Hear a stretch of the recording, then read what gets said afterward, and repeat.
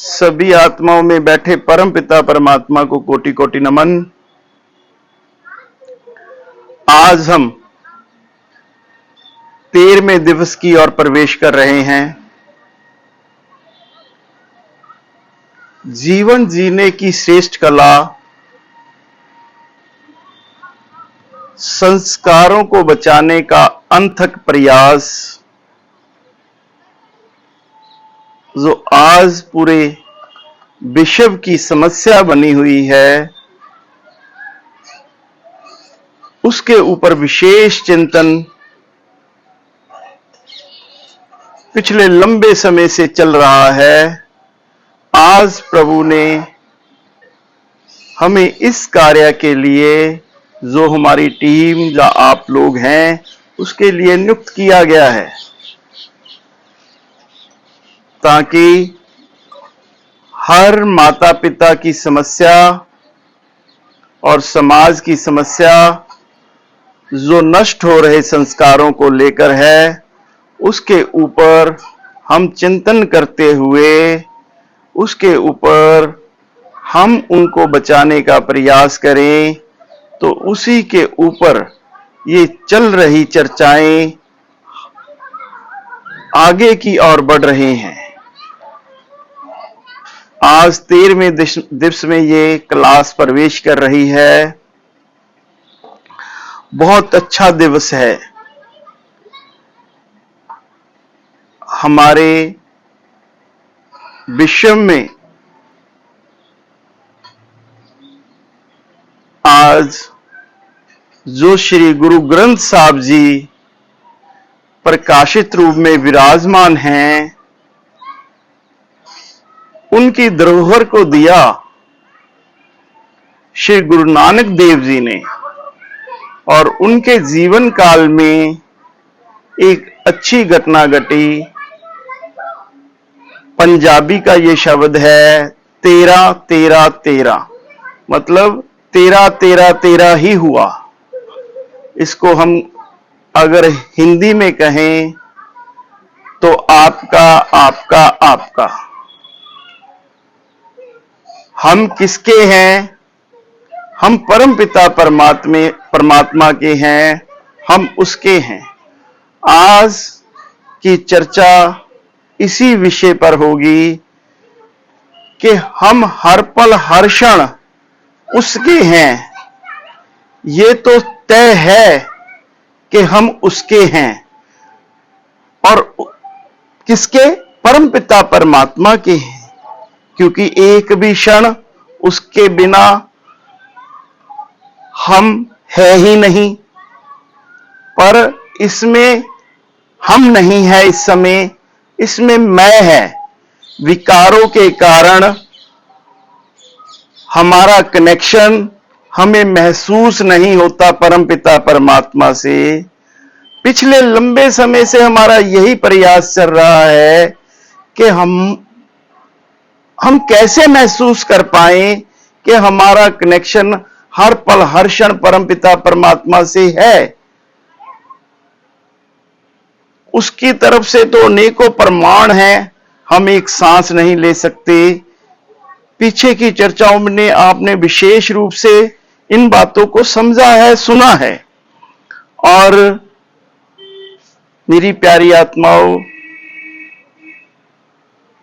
चिंतन करके देखो कि उसका नाम एक समय भी ना बिसरे, तो उसके लिए हमने कितनी विधियों को अपनाने का प्रयास कर रहे हैं। जैसे प्रयास कर रहे हैं किस चीज से बचने के लिए, कि जो हमारे विकार हमारे ऊपर अटैक कर रहे हैं। इसको एक उदाहरण के माध्यम से लेते हैं। जब किसी अन्य देश से युद्ध लग जाता है बॉर्डर के ऊपर, तो वो कौन सी दिशा से प्रहार कर देगा इसका अनुमान नहीं होता। पर हमारे सैनिक हर पर हर क्षण हर दिशा की ओर सतर्क बने रहते हैं। तो किसी भी दिशा से अटैक होगा तो उसका मुख तोड़ जवाब देते हैं, तभी आज हम सुरक्षित सांस ले पाते हैं। ठीक उसी प्रकार मेरी प्यारी आत्माओं, हमारे ऊपर अनेकों तरफ से अटैक हो रहे हैं नेगेटिविटी से, आंखों के माध्यम से, कानों के माध्यम से, और उसके कारण जो हमारे भीतर ऊर्जा पैदा होती है, फिर वही सुने हुए अपशब्द हमारे भी मुख से अपशब्द निकलते हैं, तो जिससे हमारा ब्रेन, मस्तिष्क, हम पता नहीं कितनी मुश्किलों में घिर जाता है और हम परेशान हो जाते हैं मानसिक रूप से। ये अवस्था तब आती है जब हम परमपिता परमात्मा की बताई हुई बातें, समझाई हुई बातें, जो आज धरोहर में हमारे पास श्री गुरु ग्रंथ साहब जी हैं, गीता है, उपनिषद हैं, उनके मुखार विंद के जो शब्द हैं, उनसे हम बिसर जाते हैं। जो गुरुजनों से, संतों से हमें शब्द मिलते हैं, उनसे हम बिसर जाते हैं, इंद्रियों का प्रकोप बढ़ जाता है, तब हम परेशानी की ओर गिर जाते हैं। तो उनसे बचने के लिए बहुत सी दिशाओं का सहारा ले रहे हैं। जैसे हम कह दें कि भाई नाम को पकड़ने के लिए हमने ये प्रयास किया कि हर कार्य से पहले हम 5 दफा प्रभु का नाम लेंगे, अगर भूल गए तो 15 दफा लेंगे। फिर हमने ये प्रयास कर रहे हैं कि हर रोज 1 पेज प्रभु के जो भी हमें शब्द प्रिया है उसका लिखना है। लिखना भी ऐसा नहीं कि आंखों देख रही हैं और हाथ लिख रहे हैं, लिखना भी ऐसा नहीं, मन की आंखों से दिमाग में लिखना है, ये भी हम प्रयास कर रहे हैं। और 24 घंटे एक पॉजिटिव ऊर्जा हमारे घर के भीतर यंत्र के माध्यम से एक शब्द की ध्वनि चलती रहे, इसका भी हम प्रयास कर रहे हैं। और जो आज सबसे बड़ी असुविधा मोबाइल है, अगर हम इसको किसी कार्य के लिए उठाते हैं, फिर भी हम 5 दफा अपने किसी प्रियजन को मैसेज करते हैं प्रभु के किसी नाम का, जैसे उदाहरण पर कह लेते हैं राधा राधा राधा राधा राधा। अगर हम अनावश्यक किसी बिना कार्य के उठाते हैं तो हम 15 दफा करते हैं। हमारे इतने प्रयास हैं, अपने आप में इतना बदलाव, जो आप लोगों ने फॉर्म फिल किए हैं उनकी सभी टर्म कंडीशंस को आपने अपनाया है। कल की चर्चा में टर्म कंडीशंस क्यों रखी गई वो भी बताई गई। इतने प्रयास करने के बाद भी आज हम अशांत फिर भी हैं, इसका चिंतन भी हमें करना है। और दूसरी विशेष बात कि भाई इतनी उस प्रयास करने के बाद फिर भी अशांत, फिर इंसान टूटता है। ऐसा ही होता है ना, फिर इंसान टूटता है। नहीं मेरी प्यारी आत्माओं, टूटना नहीं है हमको। एक चिंतन करके देखो, आपने देखा होगा अपनी आंखों के दृश्य से, गाड़ी से गुजर रहे हैं किसी गांव से, तो जहां बड़े शहरों में गुजर रहे हैं किसी रोड से, तो गंदगी के बड़े बड़े ढेर रहते हैं वहां पर, और सूरज का प्रकाश भी उनके ऊपर आता है। जब वो ढेर एक जगह पड़े हैं तब उनको कोई असुविधा नहीं है, बदबू तो उनसे आती है पर उतनी नहीं आती, क्योंकि कुछ सूर्य के प्रकाश के कारण से ऊपर की सतह से गंदगी हट गई है। जब हम गंदगी को, ढेर को हटाने का प्रयास करेंगे तो कोई ना कोई फावड़ा लेगा, जिसे हम कहीं कह देते हैं, तो क्रेन के माध्यम से उसको जब हटाएंगे, उसको हलाएंगे, मतलब कहने का, तो फिर वही उसमें बदबू बढ़ जाती है मेरी प्यारी आत्माओं। जब उसमें बदबू बढ़ती है तो वहां रुकना भी बड़ा मुश्किल हो जाता है। ऐसे ही मेरी प्यारी आत्माओं, जब आप इन क्रियाओं प्रक्रियाओं को कर रहे हैं, तब आपके भीतर से विकार नष्ट हो रहे हैं, कम हो रहे हैं, आप पॉजिटिव दिशा की ओर जा रहे हैं, तो गंदगी हमारे से निकल रही है। तो आप इस बात को लेकर परेशान ना हो कि पहले से कभी कभी ऐसा लगता है कि हम और परेशान हो गए। नहीं नहीं मेरी प्यारी आत्माओं, ये तो शुद्धता की ओर है। जैसे एक उदाहरण ले लेते हैं, हम सुबह उठे, सुबह उठते ही हमने आईना देख लिया भाई। आईना मतलब शीशा, ग्लास इंग्लिश में कह देते हैं हम। तो जब हम उसे देखते हैं तो हमें अपना चेहरा उदास सा, धुंधला सा ऐसा महसूस होता है। तो फिर हम स्नान करते हैं, स्नान करने के बाद फिर वही आईना देखते हैं।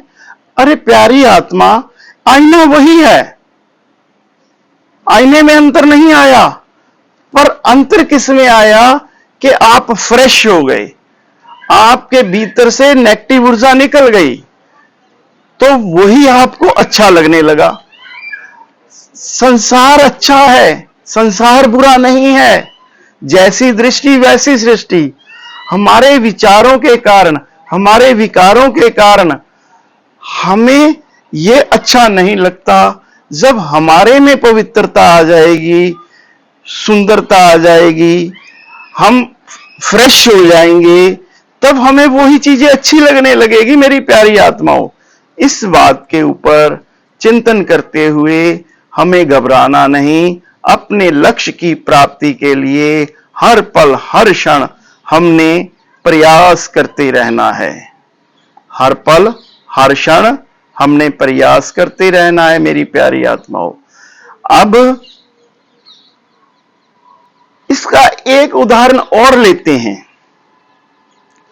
हम सबने देखा है भाई, बच्चे ने जन्म ले लिया, उसे करवट लेना नहीं आता, हम उसको देखकर आनंदित हो रहे हैं।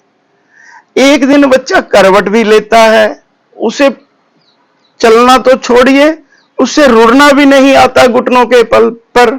हमने देखा है वो आहिस्ता आहिस्ता घुटनों के बल पर चलने का प्रयास करता है।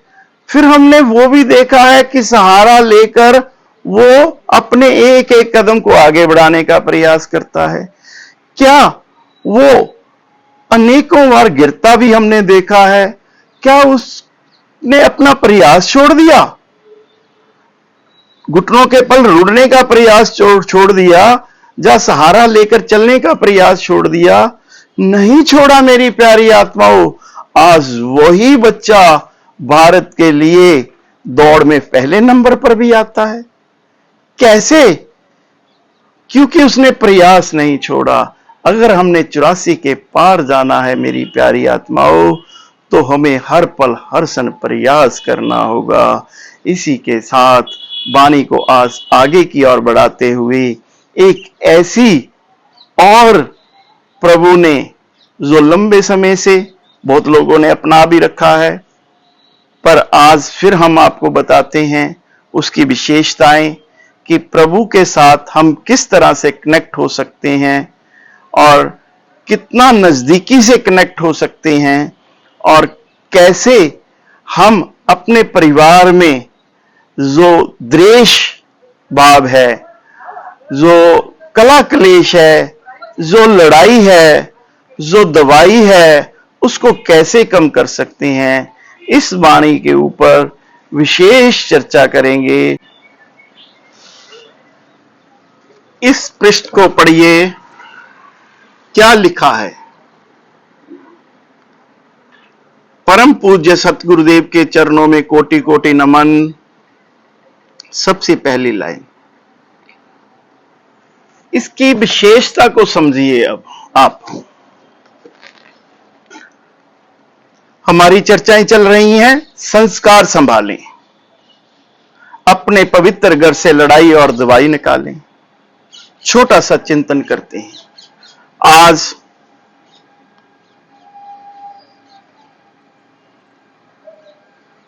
इसका फोटो डिस्क्रिप्शन में दे दिया जाएगा। आज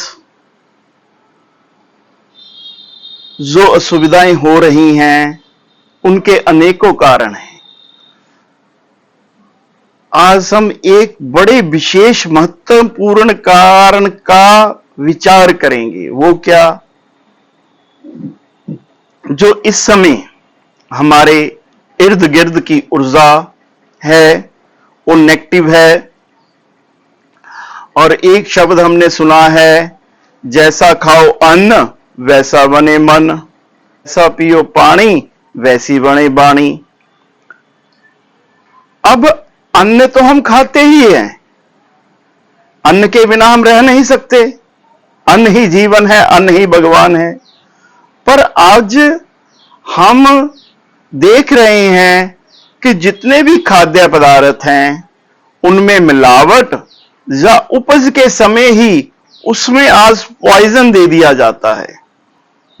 तो आज के समय में कम से कम 5% नहीं तो इससे अधिक भी पॉइजन खाद्य पदार्थों में आ रहा है, और उसको हम कभी निकाल भी नहीं पाएंगे, कितना ही प्रयास कर लें। क्योंकि धरती की कोख में ही जब हम विष दे दिया तो विष ही तो बाहर आएगा भाई, उसकी मात्रा तो आएगी ही ना, तो उसको हम कैसे निकाल पाए।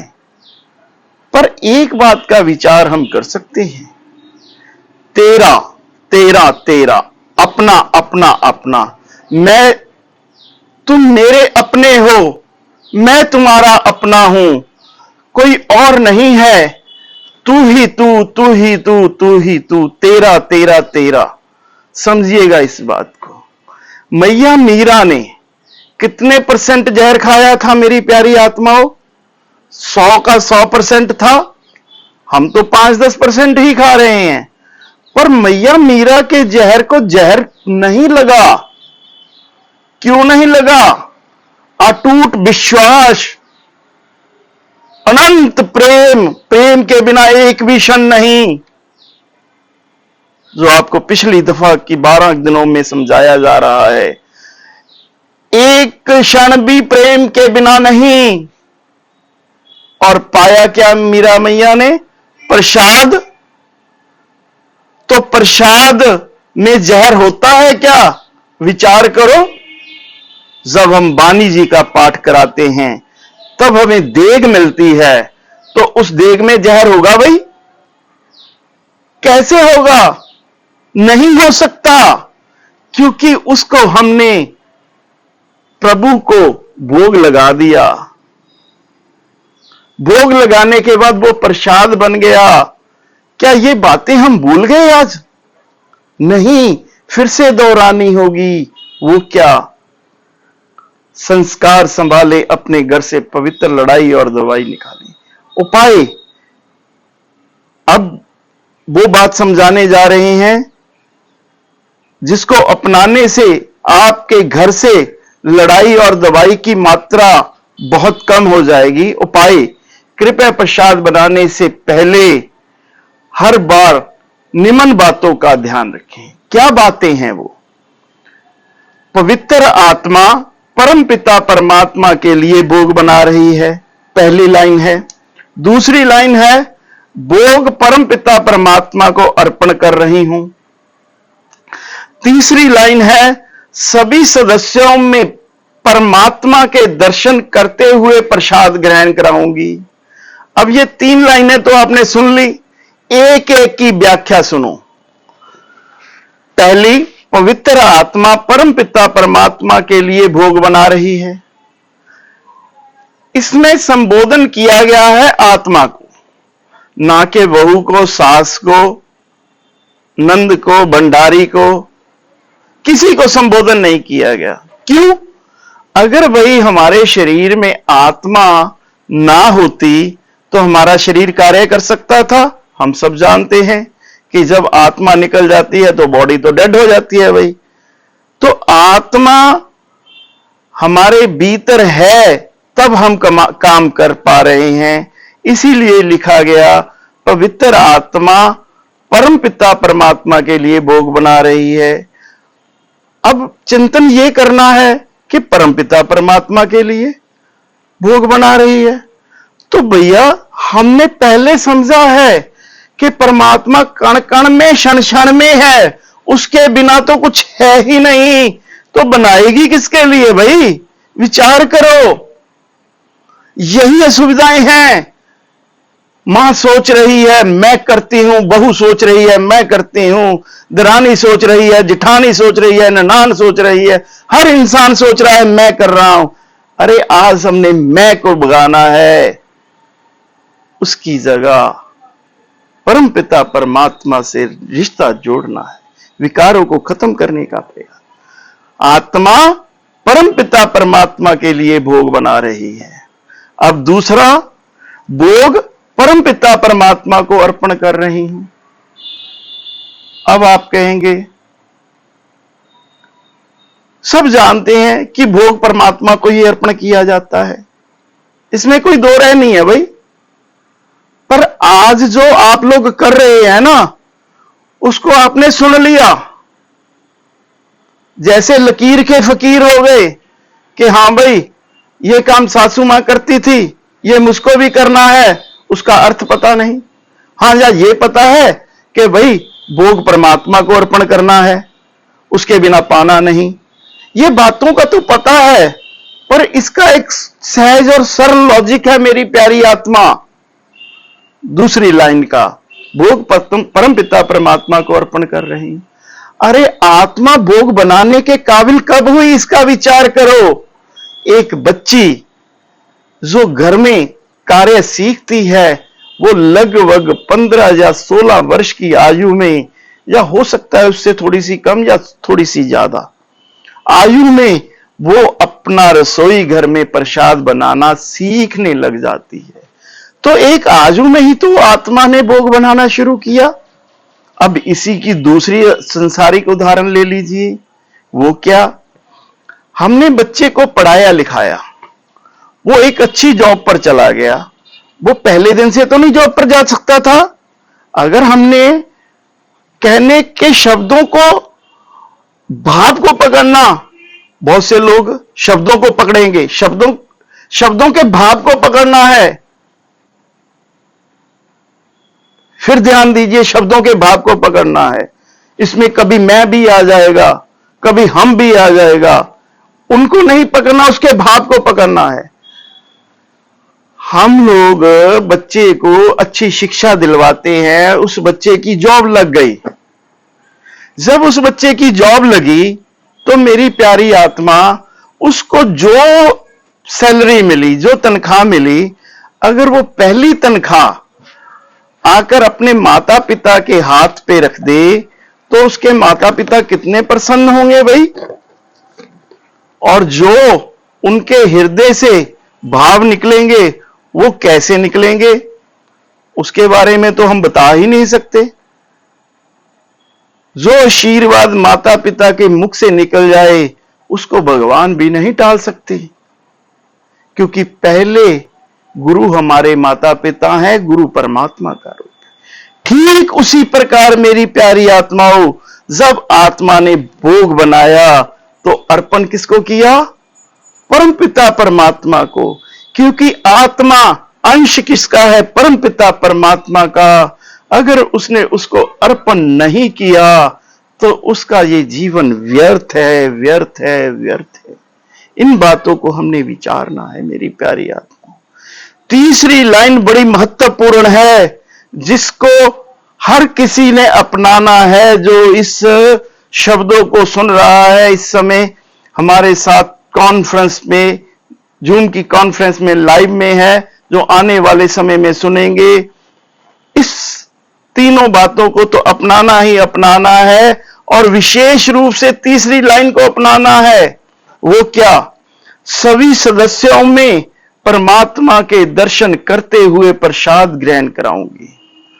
अब चिंतन कीजिए, हम क्या सोचते हैं कि मैं पति को भोजन करा रही हूं, सास को, दरानी को, जेठानी को।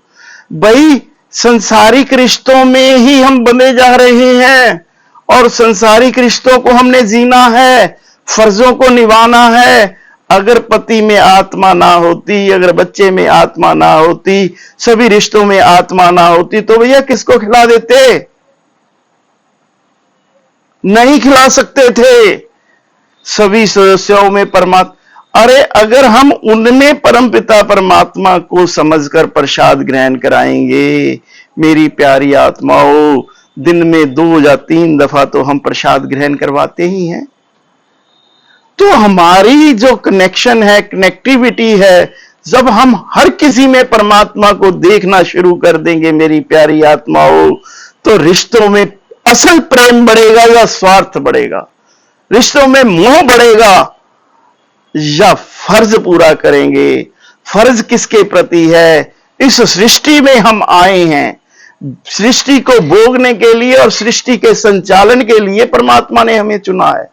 भोगना भी है हमको और हमने इसका संचालन भी करना है। आज हम ना तो इसको अच्छे से भोग पा रहे हैं, ना हम इसका संचालन कर पा रहे हैं। हम तो अपनी ही उलझनों में उलझ कर रह गए, तभी तो हम 84 के गेड़ में हैं। जब हम सहज हो जाएंगे, सहज कब होंगे? जो हमारा परम पिता परमात्मा इतनी बड़ी मैनेजमेंट को देख रहा है, कितने ब्रह्मांड खंड है हम विचार भी नहीं कर सकते, सोच भी नहीं सकते। और एक ही ब्रह्मांड खंड की मैनेजमेंट को देख लीजिए। अरे छोड़ दीजिए उस बात को, आप अपने भारत की मैनेजमेंट को देख लीजिए। आज क्या क्या हो रहा है, अपने शहर की मैनेजमेंट को, किसी ऑफिस की मैनेजमेंट को, कितने अपने घर की मैनेजमेंट को, अपने फैक्ट्री के मैनेजमेंट को देख लीजिए, कितनी असुविधाएं हो जाती हैं। हम तो एक किनका मात्र भी मैनेजमेंट का हिस्सा नहीं, तो उसकी इतनी बड़ी मैनेजमेंट, इतना सहज और सरल, और मैनेजमेंट में गड़बड़ 1% का करोड़वां हिस्सा भी नहीं। क्यों नहीं? क्योंकि वो अपार है, अपरंपार है। अगर हम हर पल हर क्षण उसको याद रखेंगे, उसको ही महसूस करेंगे, उसका ही स्मरण करेंगे, तो क्या हमारे भीतर सहजता, सहनशीलता नहीं आ जाएगी? हमें मैनेजमेंट करनी नहीं आ जाएगी? हमारी सभी कार्य सहजता से नहीं हो जाएंगे? जिन आत्माओं ने हमारे पास आकर कुछ समय बिताया है, या बिता के जा चुकी हैं, या इस समय वर्तमान में जो हमारी टीम हमारे साथ समय बिता रही है, उन्होंने देखा है हमारे सभी कार्य सहजता से होते हैं। कैसे होते हैं, कौन कर जाता है आकर, पता भी नहीं चलता। मेरी प्यारी आत्माओं, इस बात को हमें विशेष रूप से अपनाना है। सभी सदस्यों में परमात्मा के दर्शन करते हुए प्रसाद ग्रहण कराऊंगी। आप भी आत्मा हैं जिससे शरीर चल रहा है, और जितने आपके रिश्ते हैं उनका शरीर भी तभी चल रहा है अगर उसमें आत्मा है। आत्मा परम पिता परमात्मा का अंश है, हम उसको ना विसार पाए। तेरा तेरा तेरा, अपना अपना अपना, मैं तुझ में तुम मुझ में, कोई भेद ना है प्रभु। पर मैंने विकारों को पकड़कर तुम्हें मैं देख नहीं पाता, तुम्हें मैं महसूस नहीं कर पाता। प्रभु आप तो समर्थ हैं, हम अदम हैं, हम अज्ञानी हैं, हम दुष्ट हैं, हम अपराधी हैं, अनेकों अपराध हमने किए हैं, पर तू बख्शनहार है, इसको हम महसूस कर रहे हैं। अगर ये कृपा तुम्हारी ना होती तो आज हम इन चर्चाओं में ना होते। अगर प्रभु आपने हमें इस काबिल बना दिया, तो आप इस काबिल भी बनाएंगे कि हम इन बातों को पकड़ पाएंगे, पकड़ पाएंगे, पकड़ पाएंगे।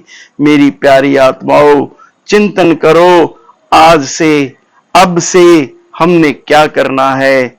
कल समझाया गया था, वर्तमान में रहना, राधे राधे कहना, पास्ट प्रेजेंट फ्यूचर भी समझाया गया, परमात्मा के दर्शन करने का भी समझाया गया। शब्दों को कैसे पकड़ा जाए, शब्द हमारे भीतर वाइब्रेशन कैसे काम कर रही है, इन बातों को भी समझाया गया। संस्कारों को बचाने के लिए क्या क्या प्रयास करने हैं, इन बातों को भी समझाया गया। मेरी प्यारी आत्माओं, मेरे को पूर्ण संपूर्ण रूप से अटल विश्वास है कि परम पिता परमात्मा ब्रह्मांड खंड का नायक, जब उसने इस कार्य के लिए हमें चुना है, तो वो हमें पास भी करेगा, और जो हमारे साथ जुड़ा है या जुड़ेगा उसे भी पास करेगा। आप भी पास होंगे, विश्वास करो, विश्वास ही भगवान है। हर पल हर क्षण में वो है, उसके बिना, उसकी इच्छा के बिना पत्ता नहीं हिल सकता।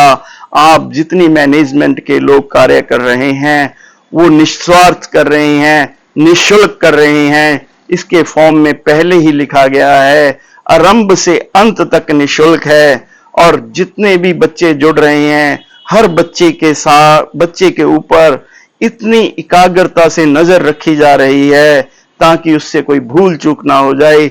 ये मैनेजमेंट कौन कर रहा है मेरी प्यारी आत्माओं?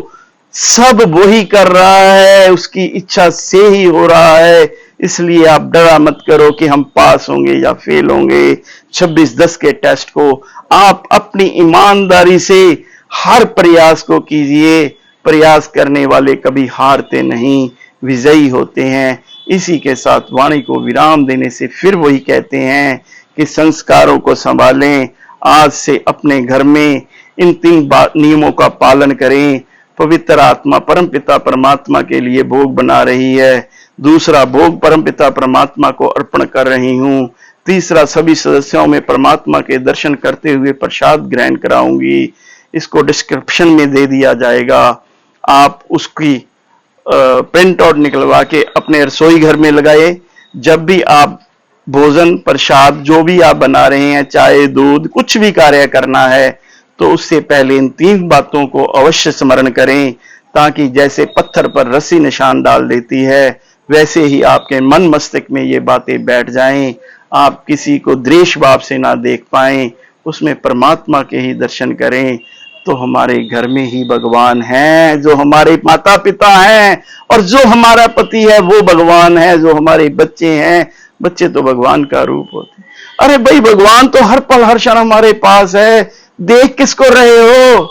आंखें किसको देख रही हैं? कान किसको सुन रहे हैं? विचार करना मेरी प्यारी आत्मा, विचार करना। अब वाणी को विराम देने से पहले वही 2 शब्द, हे प्रभु, हे परमपिता परमात्मा, क्षमा करना, क्षमा करना, क्षमा करना। हम अनजान हैं।